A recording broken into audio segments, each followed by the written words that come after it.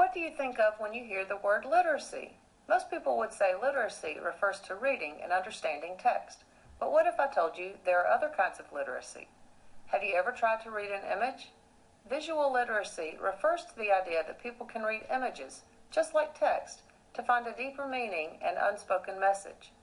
Visual literacy is the process of analyzing varying elements in an image to better understand the intended message of the picture. Images, like text, often convey additional information that is not necessarily obvious or spoken.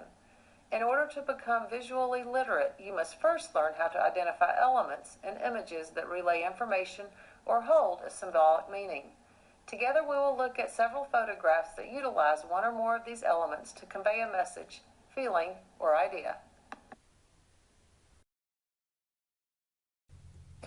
When attempting to show emotion in a photograph, the audience must make a connection with the photo.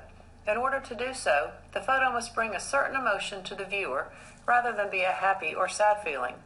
In the photos shown, the baby could bring a variety of emotions, but it makes the audience think about their own lives and truly make a connection with the photograph. Depth of field is the art of creating a photograph in which the aperture and focus distance play a major role in the skill set. Instead of switching between settings on your digital camera, depth of field photos show the natural progression between a sharp focal point with a background that softens as the photo deepens. In the photos shown here, the animals are the focal point of the photographs, while their surroundings gradually fade into the background.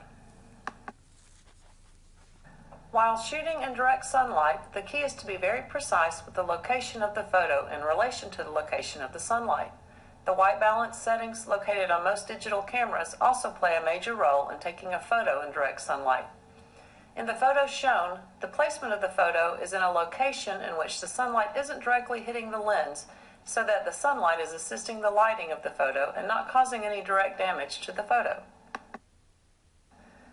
When shooting a photo during the night, the key points to shooting are to again plan your shot precisely, especially when attempting to capture a certain light as shown in the photo here. Shooting a photo in order to make the viewer feel as if he is in a different place and time also relates back to the emotion in photography. Many photos that remind the viewer of the past are because of the same emotions that make the viewer feel those emotions. A photo that can remind a viewer of an old car or a place in which they made a positive memory may take the viewer back to that particular place and time in their mind. One commonly used technique when editing a photograph to look aged is the sepia technique that can be performed using Adobe Photoshop. This is shown here in the railroad picture. The use of angles in photography is extremely useful in order to give the audience another perspective to the photo. In the photo shown, the speed limit sign follows the rule of thirds, in which the subject of the photograph lies within the intersection points of the rule of thirds instead of the center of the photo. This allows the viewer to focus on the speed limit sign and the scenery rather than how fast the car is actually traveling. The general proximity of items depicted in photographs can also be used to symbolize something. In some situations, the focal point of the picture may appear very close in comparison to other items. This close proximity creates a natural feeling of importance for the item that is closest to the viewer.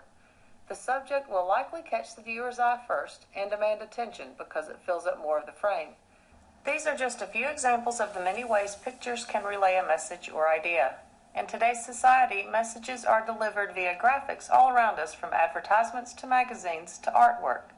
It is important that you carefully build these skill sets and learn how to interpret visuals. Remember, visual literacy is the key to unlocking the unspoken world around you.